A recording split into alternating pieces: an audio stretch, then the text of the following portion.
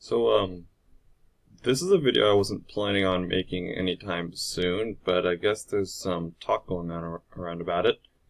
Also, voice reveal. So, those of you who wanted it, congratulations, you got it. I wasn't really planning on doing this for a while, but overnight there's been a lot of talk about the Union Pacific Norfolk Southern Merger, and personally, I don't really think this is a good idea.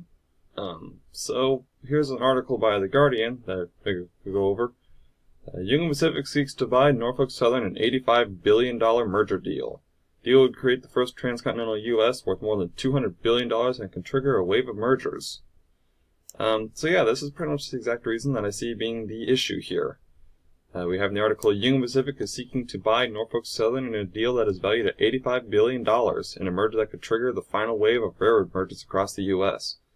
The deal would create the first transcontinental railroad in the country worth more than $200 billion, combining Union Pacific's rail network with the West and Norfolk Southern's rails that snake across the eastern states. I figured I should point out right now, this is unscripted. I'm just reading this for the first time, so that's why I'm going to be making a bunch of random mistakes. The railroad said the tie-up would streamline deliveries of raw materials and goods across the country.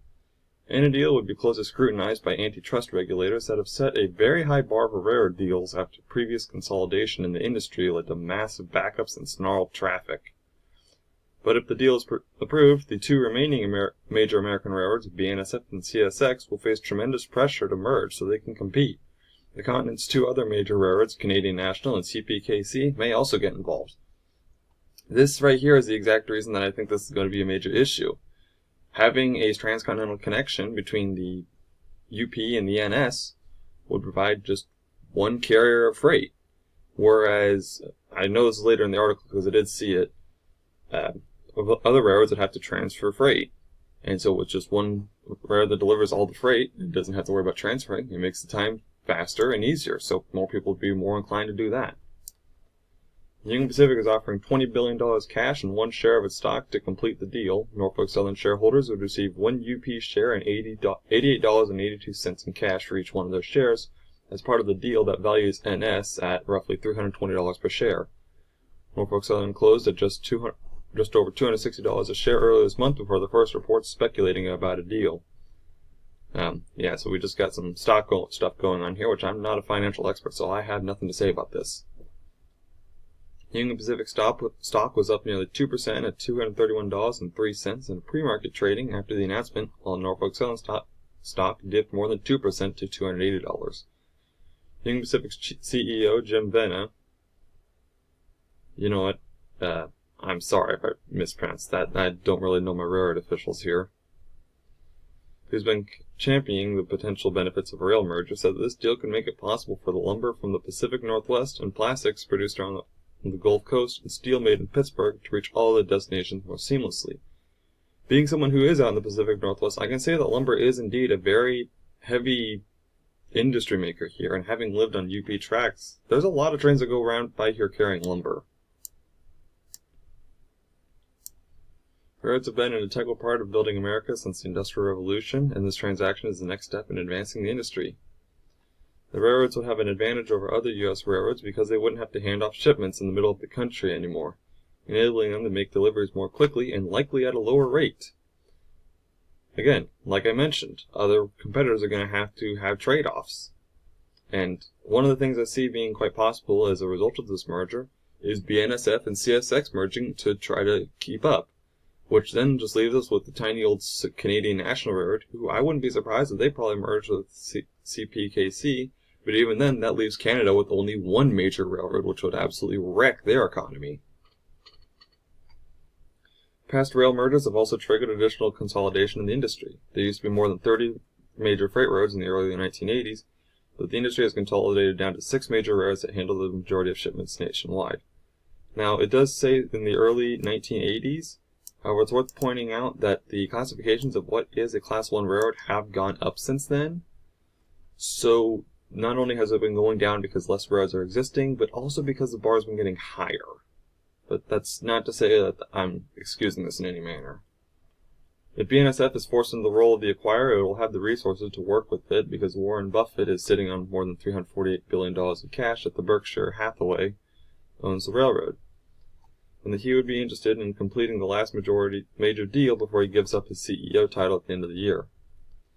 Buffett recently threw cool water on reports that he had enlisted Goldman Sachs, the names, to advise him on a potential rail deal in an interview with CNBC, but given that he rarely uses investment bankers, that doesn't mean that he and his successor Greg Abel are considering the options. After all, Buffett reached the agreement to buy the rest of BNSF for $26.3 billion in a private meeting with the CEO in 2009.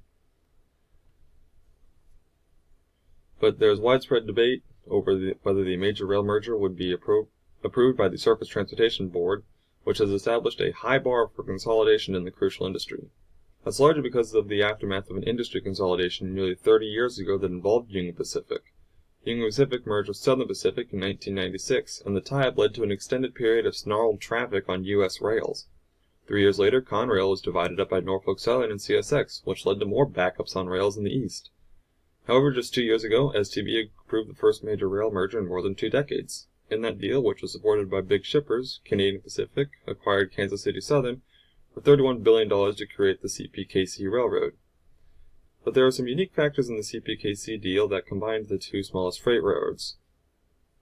The emphasis here, the 2 smallest major freight railroads. These guys are about half the size at most of the bigger boys in the country.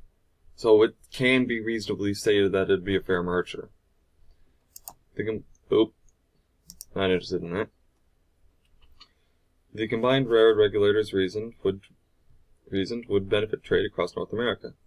Union Pacific and Norfolk Southern said that they expect to submit their application for approval within the next 6 months, and hope the deal will get approved by early 2027. So, yeah, this is going to be some trying times for an economy. As we saw earlier in the article, with only one railroad being the main connector, it's going to force the other ones to work overtime to try to compete. And personally, I see this as really being possibly a monopoly in the future.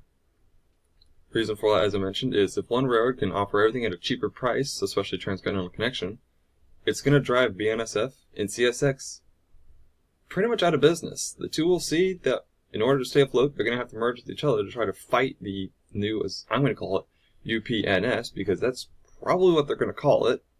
And thus, we just have an absolute war going on. So if we have a BNSF-CSX merger and a Union Pacific-Norfolk Southern merger, that's going to leave us with just 2 major railroads crossing the United States. And in general, for United States numbers, that takes us to 3 Class 1 railroads. Just in a complete decade, we will have lost 3 Class 1 railroads through merging. We had the CPKC just a couple years ago. We could be having the UPNS now. And if this keeps up, we're looking at possibly having the BNSF and CSX in the future. Now, I know I'm saying CSX. This is just my assumption that it'd be CSX that BNSF would merge with. There's no concrete evidence about this. This is just my opinion. So, yeah, this is pretty much all I've got for just this one random video that I have. I suppose to do an outro, I have to do that typical YouTuber thing that they always do. So, like, if you like the video, you can like it. If you're interested in my content, specifically train-related videos, you just, there's a subscribe button down there. You don't have to click it. And if you didn't like the video, well, they do have the dislike button. I know YouTube took that away, but I can see whether you like this content or not. So, again, it's like, if you didn't like the video, like I said, you got the dislike button there. So, yeah, I guess I've got the guy who is dislike begging at the moment. And go on and start talking in the comments of what you guys think of this deal. And if you don't want to say anything about it, go ahead. And if you hate me, just block my channel, because that's also a thing you can do. Bye.